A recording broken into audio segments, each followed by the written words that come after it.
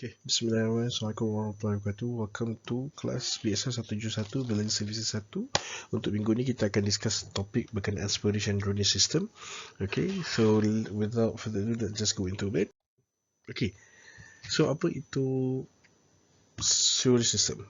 Okay, kita kena faham previously, I think in previous classes kita dah discuss berkenaan macam mana water supply system, air fresh masuk ke dalam rumah kita. So daripada gambar yang awak tengok sekarang ni, basically kita dah tahu dah bahawa air yang hari tu kita dah mention bahawa bila air masuk dan sebagainya melalui kita punya water supply system, ada both cold water and hot water system, dan juga ada yang direct dan indirect water supply system. So kesemua ini bila masuk, user, building occupant akan menggunakan kesemua air ini, dan selepas digunakan, ke mana semua all the waste water yang dah digunakan.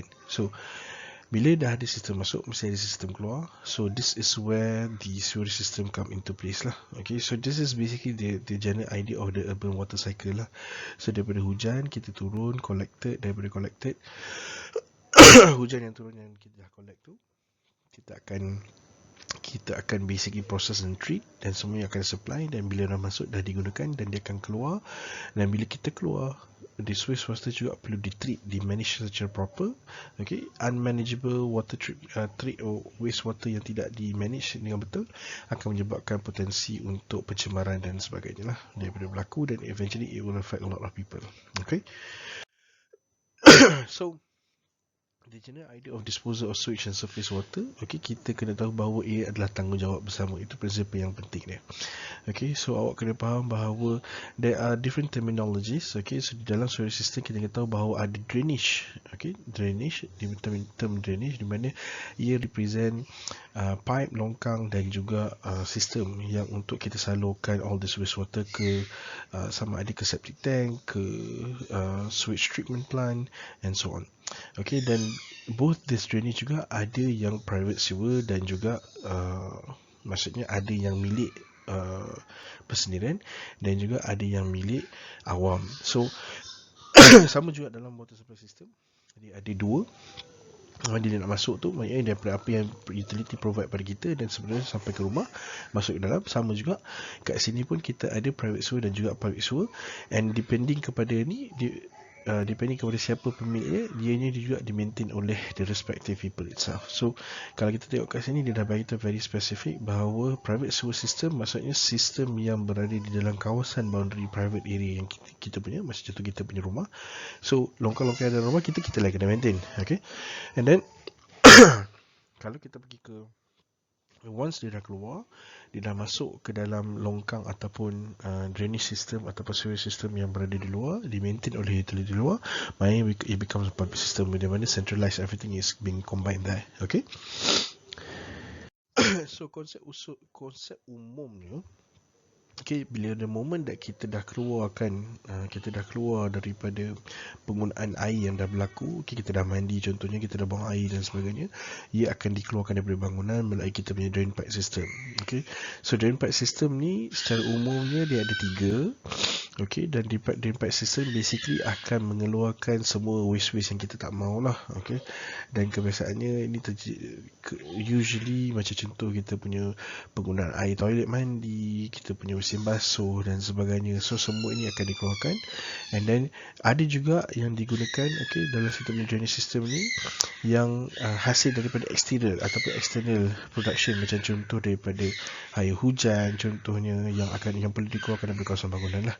Okay, so kita akan ada tengok 3 types. Okay, kita ada separate sewage system, kita ada combine, maknanya separate secara berasingan, dan kita ada combine yang bercentum, dan partially separate sewage system. Okay, so let's discuss the first one dulu. So separate sewage system, okay, as the name goes, okay, ia menyediakan 2 pipe system yang mengasingkan jenis sewage tersebut lah.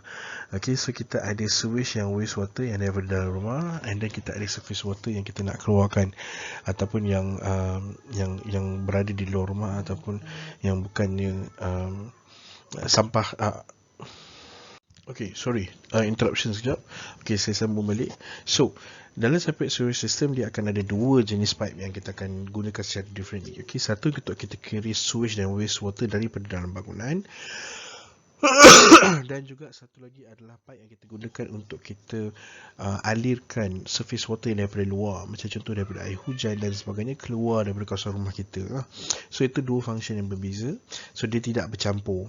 Okay, kebanyakan domestic user ataupun residential unit akan ada dua sistem begini lah. Kebanyakan, saya tak kata semua. So diameter of the water pipe, okay, kebiasaannya akan berbeza, varies, okay, depending on kepada fungsi dan penggunaan.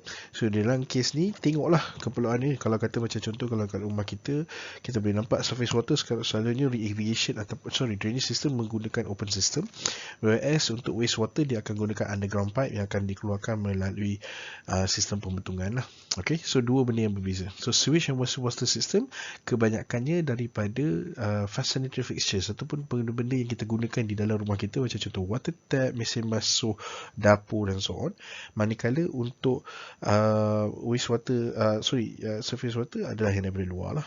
And then ianya di-discharge ke dalam kita punya sewerage system yang di luar tu secara bersaingan dan di-treat secara differently. So itu you kena faham dulu dia punya general idea. Alright. So itu untuk yang tadi kita dah mention pasal wastewater, and then kemudian kita ada surface water, mainly daripada air hujan yang berkumpul ataupun yang jatuh di luar tu. Okay, kita akan masuk ke longkang dan seterusnya kita akan salurkan terus ke sungai berdekatan ataupun ke river lah, because the level is, kalau you tengok, satu jenis generation sewage water yang perlu dirawat, yang satu lagi ni natural cause, jadi ianya boleh dilepaskan terus lah. Okay, separate system ada advantage untuk kita kenapa kita buat separate system? Satu, bila you ada dua dedicated system, kita ada dua pipe saliran, kita tak burdenkan saliran itu untuk kita ataupun untuk menampung kedua-dua jenis production of sewerage punya generation. So bila kita pecahkan, satu fokus pada air hujan, and especially kita selalu buat sistem ni macam itu di Malaysia. Kenapa? Kita ada banyak jumlah taburan hujan tinggi, jadi kita perlukan satu dedicated system untuk salurkan dia. Okay, di mana untuk sewage pula dia menggunakan pipe yang generally lebih small ataupun yang tertutup lah, yang berada dalam rumah kita. However, like any other system, dia juga, walaupun dia ada advantage pada certain benda, but dia masih ada lagi disadvantages dari segi kerja yang lebih banyak. Macam contohnya you perlu extra pipe work, you perlukan accessibility yang betul, sistem yang proper dan sebagainya lah. Okay, so ini yang saya boleh tunjukkan secara umum ni lah. Kalau kita tengok kat sini, kita ada untuk kawasan rumah kita ni, so dia ada satu pipe yang daripada dalam rumah. Kalau kita tengok kat sini, ini semua adalah sewerage punya sistem yang daripada wastewater yang ada lah. So apa yang digunakan di dalam rumah, dijana dalam rumah, dia akan keluarkan melalui longkang dia ataupun daripada sistem pembentungan dia, dan terus masuk ke dalam satu pipe salir yang akan keluar ke sama ada septic tank ataupun ke sewage treatment plant, dan dia akan ada manhole dia lah yang untuk digunakan untuk tujuan maintenance. Okay, so ini sistem saliran ini. But on the other hand, kalau kita tengok dekat bumbung dia pula, kita ada rainwater downpipe, gutter kat sini. Okay, kita akan ada rainwater downpipe yang turun ke dalam dia punya own system, dan dalam own system ni mungkin dia expose, mungkin dia underground, depending kepada design yang direka lah. Okay, dibentuk, dan seterusnya dia akan disalurkan terus ke pembentungan air permukaan ataupun terus ke sungai ataupun laut lah. So ini basic yang paling asas sekali untuk satu-satu sistem yang dalam rumah kita. Right, so ini hanya nak menunjukkan separate system untuk medium size. I'm just gonna skip this. Okay, dan tadi tu gambar dah okay dah. Dan kita akan terus ke combined sewage system. Okay, so as the name goes, obviously when they combine, kita menggabungkan kedua-dua jenis waste dan juga surface water untuk di-carry di dalam satu sistem pembentungan ataupun drainage system yang sama. So biasanya bila kita buat combine macam ni, obviously kita perlukan capacity ataupun size pipe yang jauh lebih besar lah. Okay, so that's quite obvious. Sebab tadi kita pecah dua, now kita combine, and obviously dia kena betul. So of course dari segi advantages, dia ni jauh lebih mudah. It's definitely easier to actually construct this because it's use a single pipe system. But the trouble is bila kita dia bukanlah tak kata tak sesuai, tetapi especially dalam climate Malaysia ataupun di Asia yang very heavy rain, okay, so you need to have a proper calculation perspective daripada segi berapa the actual formula dan juga accuracy of calculation tu kena tepat dan betul untuk make sure you boleh cater ataupun the system can cater for both sewage dan juga surface water yang berkemungkinan becomes too high on certain times. Okay, so kita boleh tengok sekarang macam sekarang ni, there's recently ada kes banjir di Selangor, especially because of tiba-tiba taburan hujan yang jauh lebih tinggi daripada apa yang pernah direkodkan. Jadi this brings some disadvantages lah to this kind of system.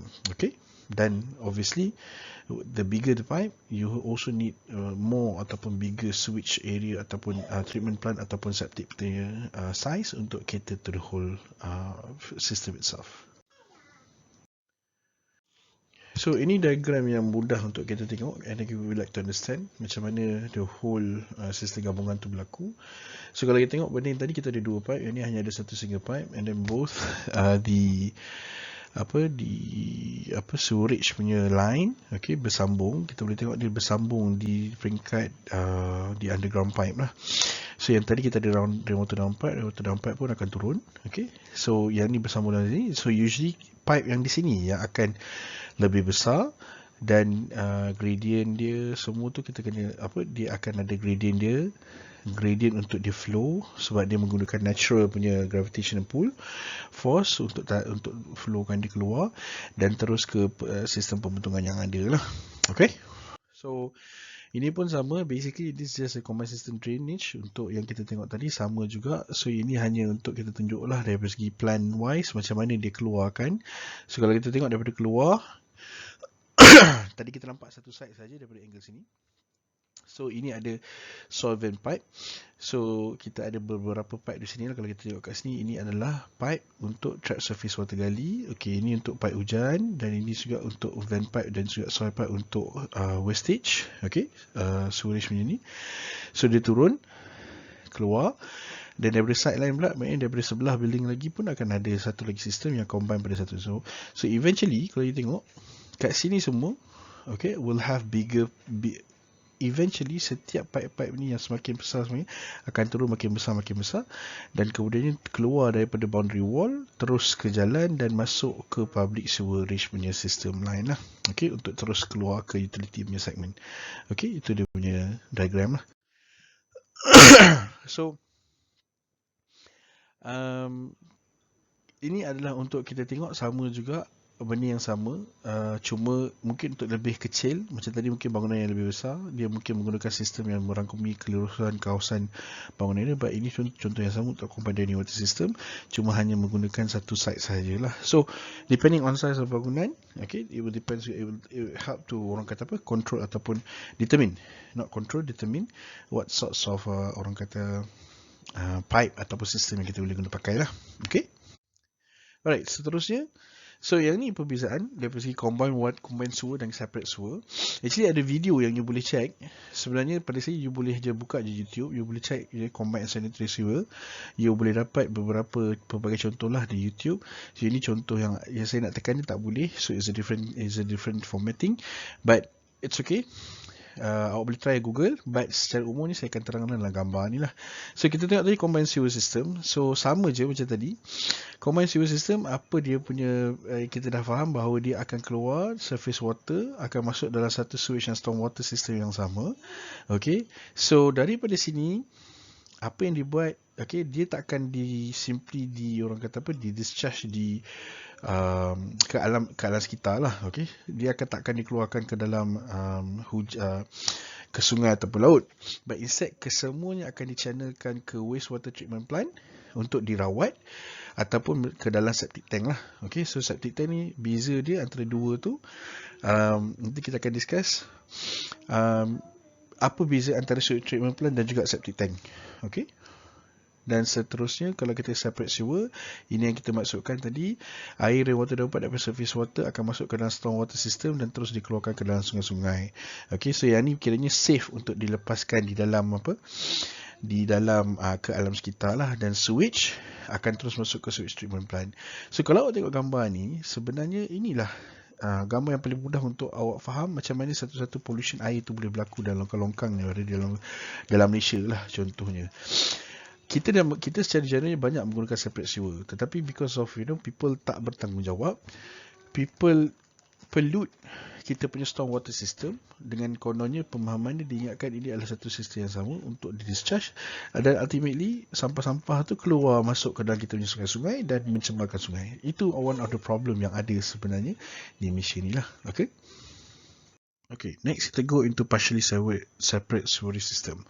So asasnya masih sama, ini still menggunakan separate system. So it basically use two drain pipes, and dari segi penggunaan ataupun apa yang dikeluarkan juga masih lagi sama macam mana separate sewerage system, di mana satu akan carry sewage dan wastewater daripada bangunan, satu lagi akan carry surface water ke dalam kita punya stormwater drain dan terus ke sungai ataupun ke longkang lah. But what makes the differences is actually the uniqueness of this particular system, because ianya didesign dalam keadaan di mana kita punya surface water system adalah jauh lebih pendek berbanding dengan the standard separate sewerage system.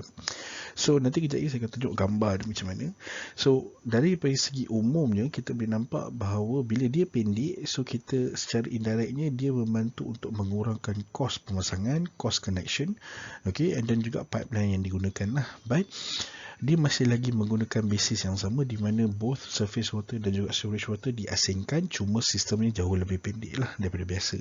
So kalau kita tengok gambar ni sekejap So if we go through the picture, kita boleh nampak bahawa ia masih menggunakan dua pipe yang berlainan, di mana kita ada satu untuk the sewage punya production, okay, keluar dan masuk dalam satu pipe yang ni, dan dia punya stormwater punya sistem pula ataupun surface water pula akan mengalir dalam pipe yang, kalau tadi kita tengok surface water tu mungkin berada di keliling bangunan, but this one hanya ada pada certain point sahaja, the shortest point, okay, untuk kita create that shortest route possible, so kita boleh jimatkan cost. So itu sahaja basis dia, tidak ada yang terlalu critical. So kalau kita tengok daripada segi plan juga, rakaman plan drawing plan juga, layout plan pun kita boleh nampak bahawa it has a shorter rainwater punya ataupun stormwater punya piping, but both masih lagi menggunakan asas yang sama. So dua pipe untuk mengasingkan both surface water dan juga fall water drain. Okay, so kita boleh tengok lah macam tu. So ini ada dia punya basis lah. Okay, alright, so there are a lot of things yang kita kena consider bila kita nak design ataupun engineers, okay. So kita as a building surveyor, kita memang tak design just storage ataupun drainage system. Usually akan design oleh kita punya infrastructure consultant, okay, infrastructure engineer lah, okay, CNS. So tapi kita as a people yang part of dalam industri, dan kita perlu ambil tahu, especially kita kena ambil tahu dari segi potential maintenance yang kita nak apply nanti.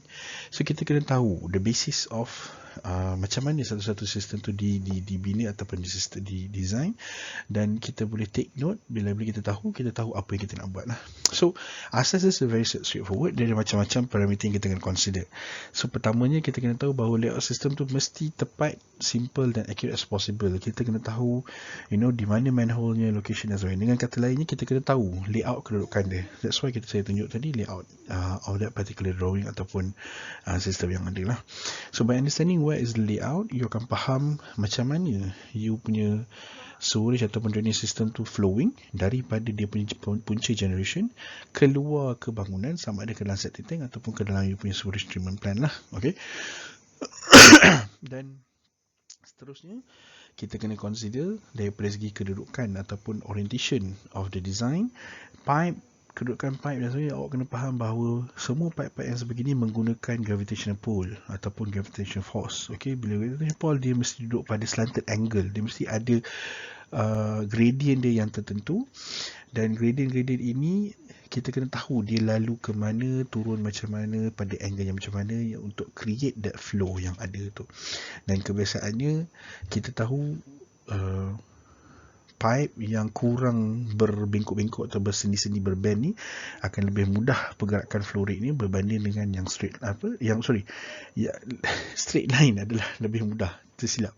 Straight line adalah jauh lebih mudah. Dan kita akan, bila kita design, dia akan try as best as possible untuk create a straight line kalau tanpa tu perlu banyak bengkok dan juga bend yang ada lah. Alright, and then dia kena tahu what is the flow, what is the capacity penggunaan yang ada, maknanya berapa besar bangunan tu, berapa orang berapa orang potential occupant dan sebagainya, untuk dia make sure that everything is placed in order. Alright, and then the designer must understand what sorts of generation yang mungkin akan berlaku, and daripada situ dia boleh determine berapa size pipe. Size pipe yang bersesuaian untuk memastikan all this sewerage and drainage boleh flow dengan proper lah.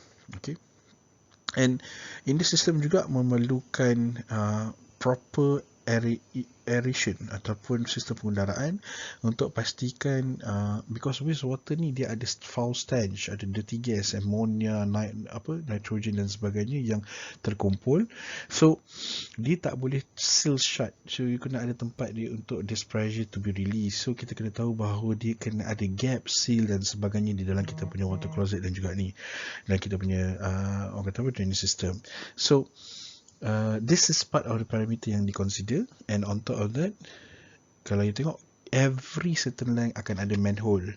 So manhole ini fungsi dia lah untuk kita allow easy accessible untuk kita buat inspection, cleaning from time to time. So jadi every stretch kita tahu kalau kata ada isu kat mana dia mungkin clog, kat mana dia mungkin ada blockage.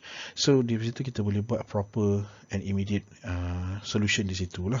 Okay, so kemudiannya in between tu juga dalam designing sewerage water system, dia kena ambil tahu kedudukan pipe ini tidak orang kata crossing one another ataupun tidak bertindih dengan mana-mana pipe lain, especially fresh water supply pipe.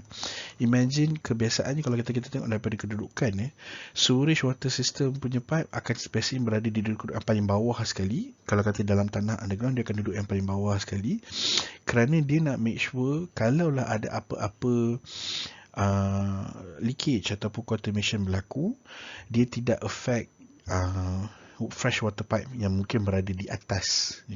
So bayangkan kalau kata dia duduk di atas, dia duduk simply unarranged.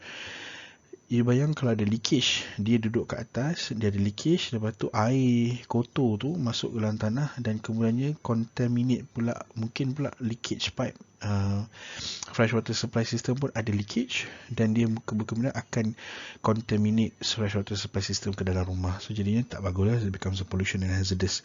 So usually dia akan duduk sama ada di paling dalam, kedudukan paling dalam, ataupun dia akan duduk slightly jauh daripada pipe-pipe yang utama ataupun pipe yang fresh water yang memerlukan kebersihan dan sebagainya yang tidak akan cause hazard. So ini some of the concern yang dia akan consider. Dan jarang kita tengok that pipe-pipe yang sebegini akan duduk di kawasan yang makin banyak pokok, because there's a potential that over time the tree will grow and root pokok ni akan penetrate the pipe and burst the pipe. So ini pun akan menyebabkan damages yang berlaku, and kita akan tengok bahawa setiap ni yang saya mention tadi, must construct at least below road sini, maknanya dia duduk kedudukan paling dalam.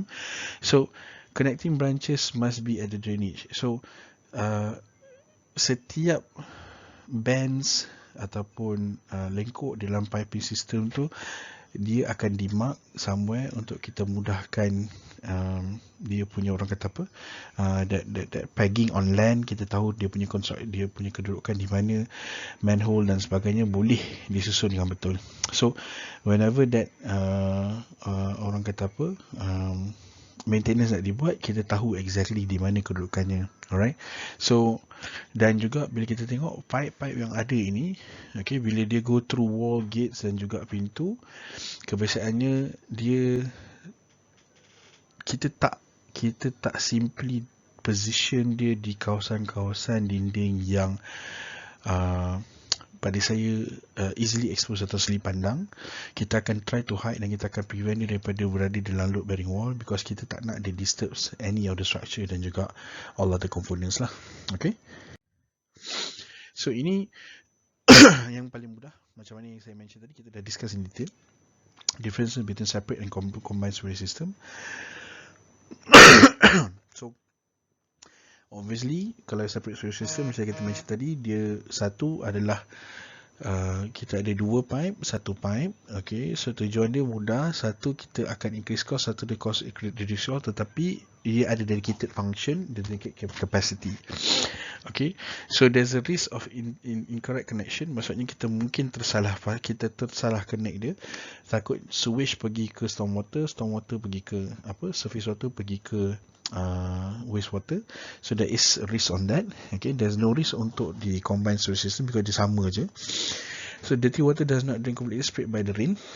Okay, because bila dia separate, so dirty water dah berasingan kan. So dirty water tu sentiasa ada lah di dalam pipe dia. Whereas dalam combined storage system, every now and then bila sewage dikeluarkan, bila ada hujan, air hujan tu akan bantu bersihkan lah pipe tu. So tu contohnya lah. So sewage disposal plant pula dia lebih kecil berbanding dengan combined storage system, whereas untuk sewage purification cost dia less sebab dia tak bercampur. Okay, dia tak bercampur banyak, is dedicated. So nak treat tu kita tahu kita boleh treat dia directly lah. Dia memang dedicated punya waste. Okay, so the cost of storage untuk disposal pula lebih jauh besar sebab capacity lebih besar, campuran kita tak pasti dan sebagainya. Okay, and then if the switch is pumped to the switch river, it reduce pumping cost. Surface water discharge untuk the action of gravity into nearby river. So because the separate system, bila dah berlaku pengasingan, okay, kita akan treat dia differently, dia lebih fokus dan akan kurang cost lah untuk dari segi charge pengurusan dan sebagainya. But instead, kalau kata kita campur semua sekali, you have bigger capacity generation, you kena treat everything sekaligus, so menyebabkan cost pun akan bertambah lah. So itu dia punya basic untuk separate untuk storage system at your level. Okay, so untuk minggu ni this is the end of the slide. Okay, so kita akan discuss lagi lebih detail in our next future punya lecture untuk berkenaan storage dan juga drain water system. Okay, thank you very much. Assalamualaikum.